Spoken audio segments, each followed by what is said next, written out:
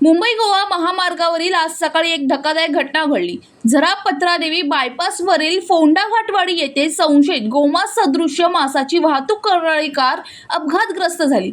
अपघातानंतर चालक पळून जाण्याचा प्रयत्न करत असताना स्थानिक नागरिक आणि बजरंग दलाच्या कार्यकर्त्यांनी त्याला पकडून पोलिसांच्या ताब्यात दिले।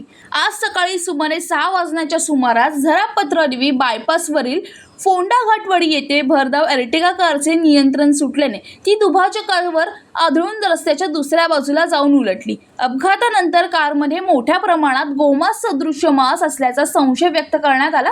घटनेची माहिती मिळताच स्थानिक नागरिक आणि बजरंग दलाचे कार्यकर्ते घटनास्थळी दाखल झाले। चालक पळून जाण्याचा प्रयत्न करत असताना त्याला पकडून सावंतवाडी पोलिसांच्या ताब्यात देण्यात आले। कारमधून अंदाजे 400 ते 500 किलो मांस जप्त करण्यात आले होते।